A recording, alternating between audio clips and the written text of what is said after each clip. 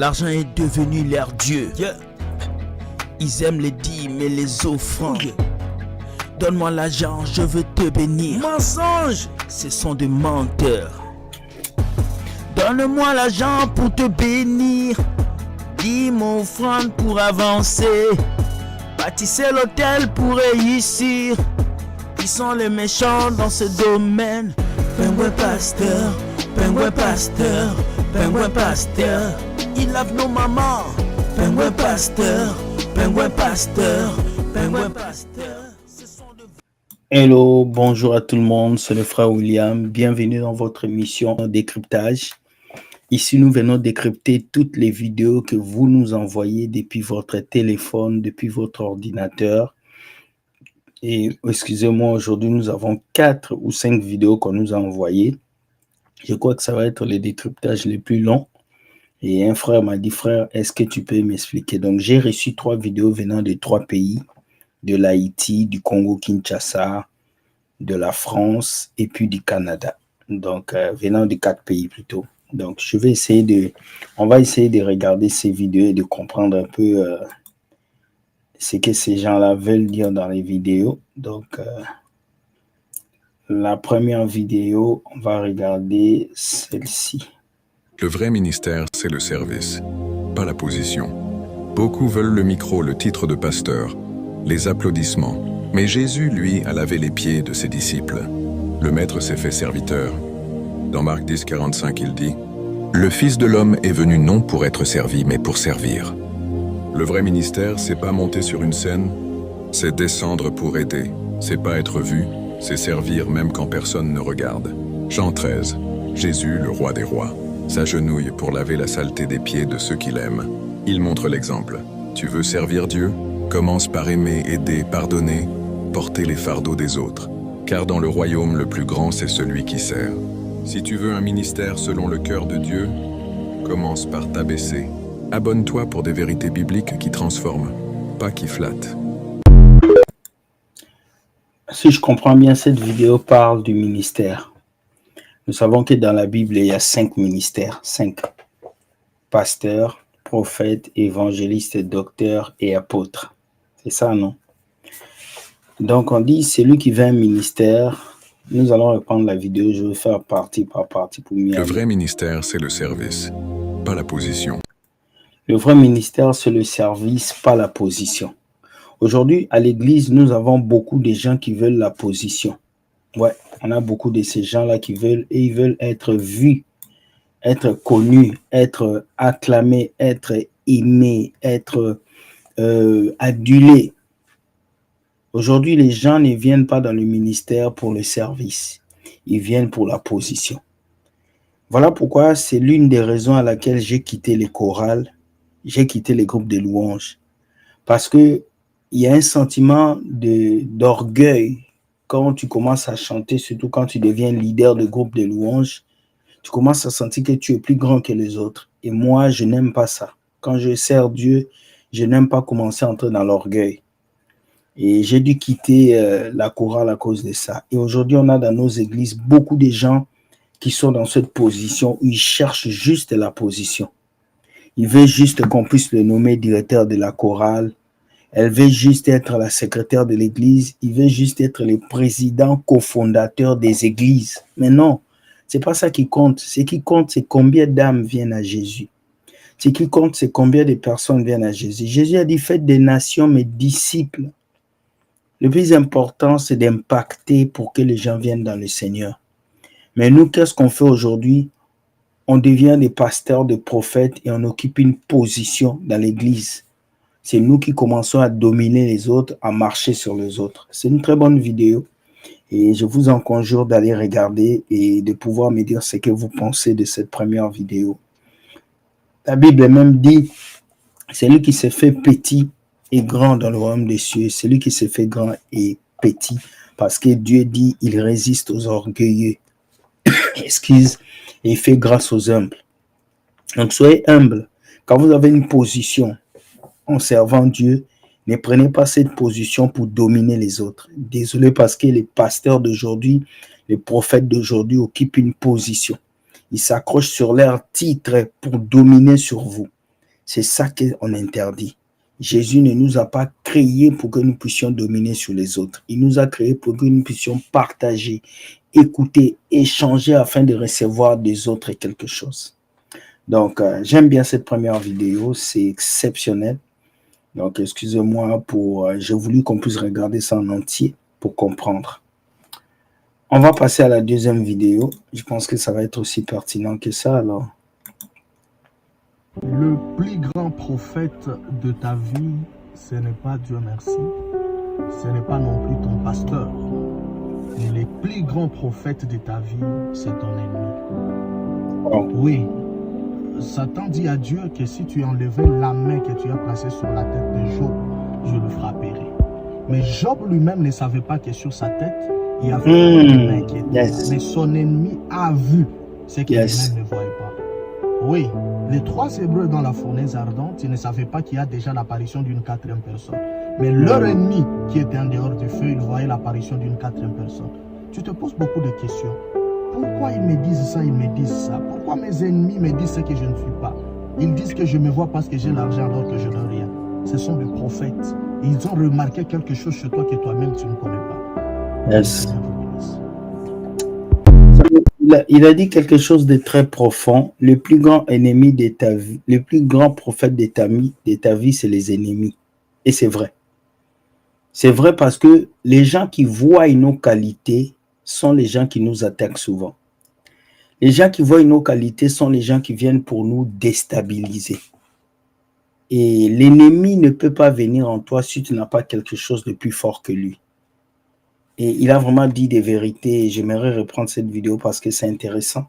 Je peux sentir une partie de ma vie dans ce qu'il explique. Parce que les personnes qui m'ont le plus poussé à faire les vidéos, c'est les ennemis.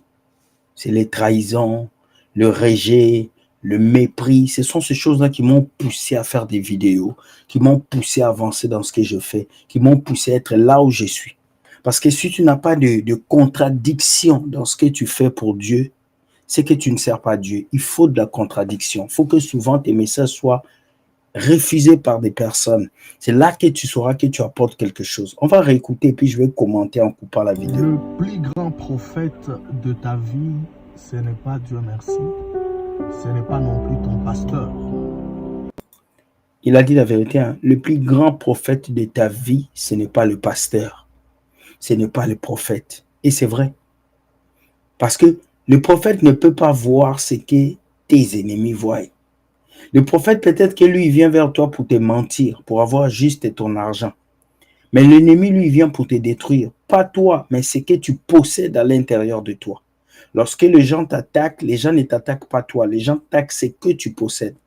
Lorsque Saül voulait tuer David, il ne voulait pas toucher seulement David, il voulait toucher la royauté qui était dans David. C'est cette puissance qui était en lui. Mais le plus grand prophète de ta vie, c'est ton ennemi. Oui, Satan dit à Dieu que si tu enlevais la main que tu as placée sur la tête de Job, je le frapperai. Mais Job lui-même ne savait pas que sur sa tête, il y avait une main qui était là. Mais son ennemi a vu. Ouais.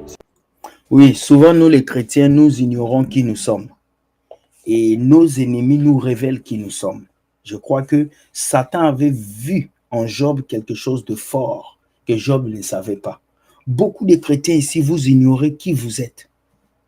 C'est quand une attaque démoniaque rate que tu sais que Dieu te protège. C'est quand tu rates un accident que tu sais que la puissance de Dieu est sur toi.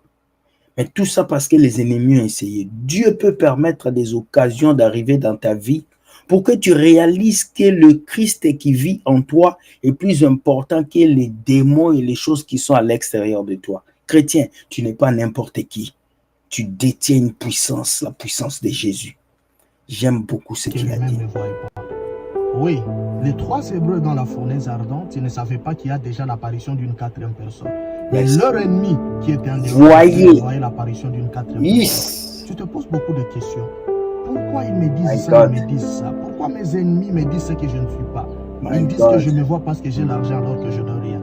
Ce sont des prophètes. Ils ont remarqué quelque chose chez toi que toi-même tu ne connais pas. Que le Seigneur vous bénisse. Très bon message. Un message fantastique. Je remercie ces prophètes il a dit quelque chose de colossal. Souvent, on aime bien regarder les autres, mais regardons aussi à nous-mêmes. Nous possédons des qualités que nous ignorons. Moi, je me rappelle, un jour, il y avait un frère qui était contre moi. Il ne voulait pas me sentir. Quand il faut chanter, il me mettait derrière. Et un jour, il était absent, on m'a laissé chanter. Et je chantais tellement avec la voix de ténor que le pasteur a aimé. Le pasteur a dit, mais pourquoi toi, on t'a mis derrière, tu chantes bien? C'est alors qu'on a fait des enquêtes, on a compris que le responsable de la chorale avait vu mes qualités, mais il ne voulait pas me faire sortir parce qu'il avait peur que je puisse le dépasser dans la chorale. Vraiment, sois béni, homme de Dieu qui a passé ce message. J'espère que vous avez compris le message. Nous allons regarder notre dernière vidéo. Je pense que ça va vous faire du bien. Notre dernière vidéo.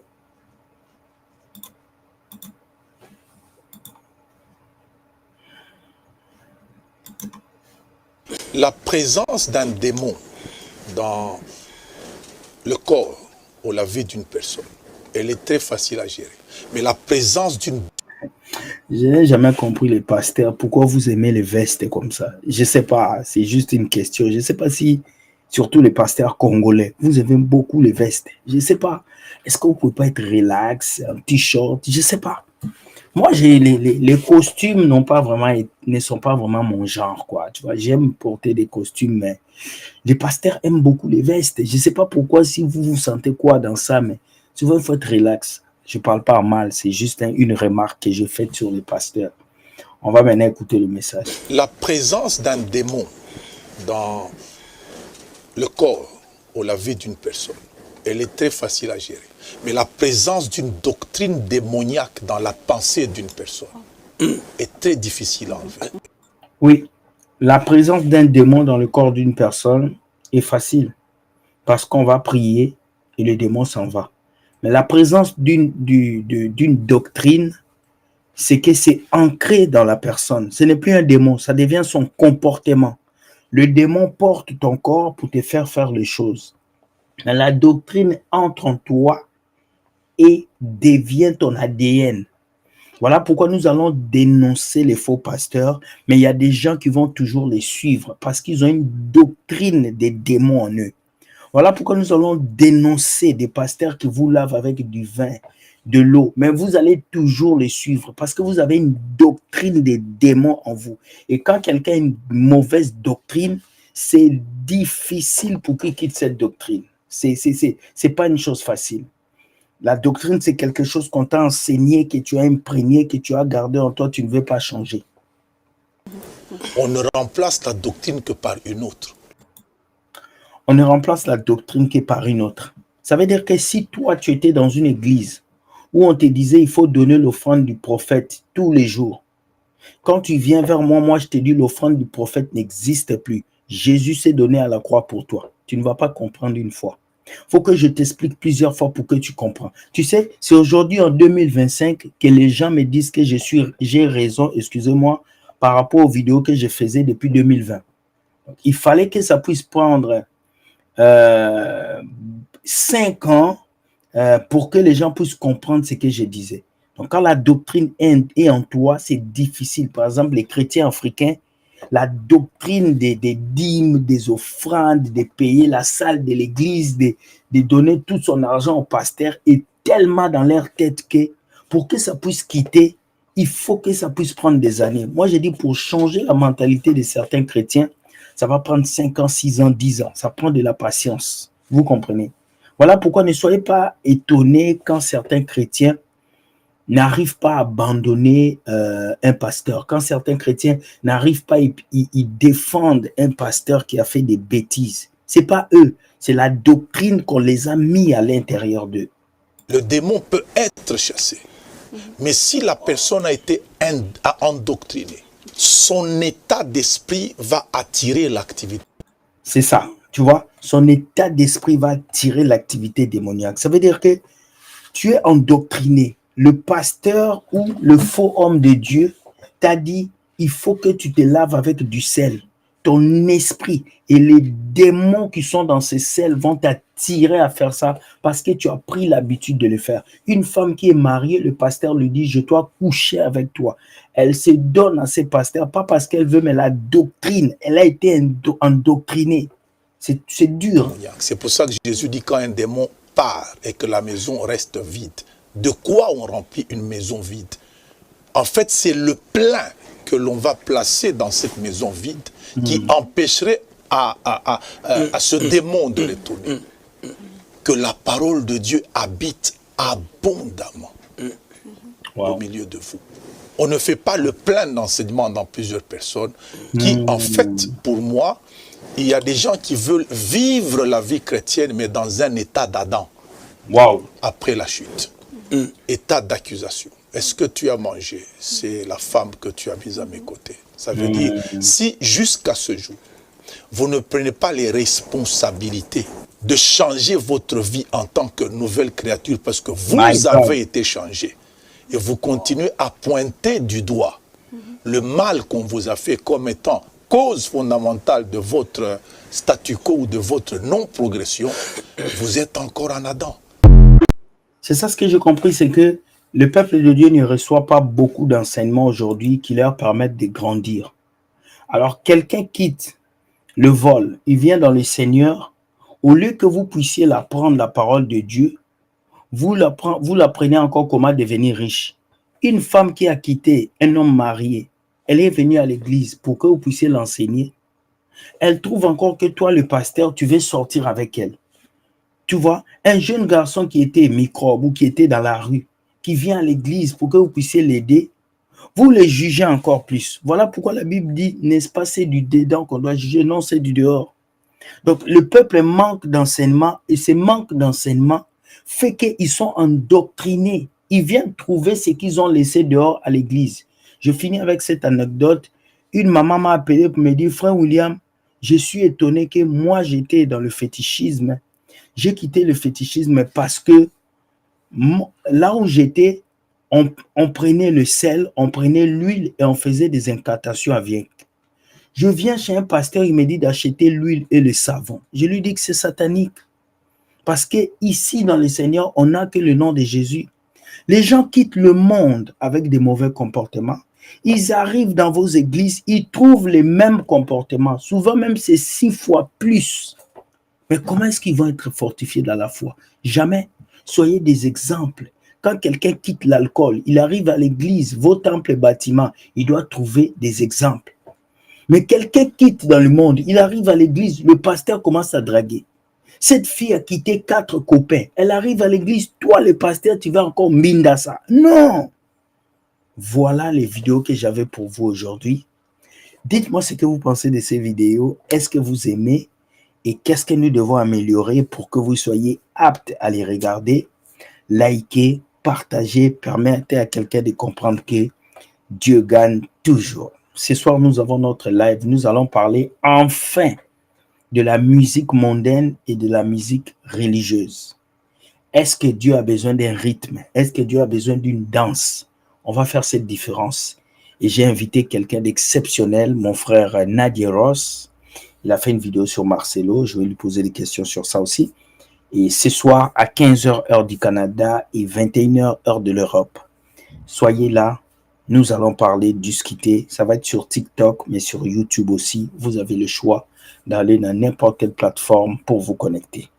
Je vous aime. Si vous avez des vidéos à m'envoyer, voici mon email.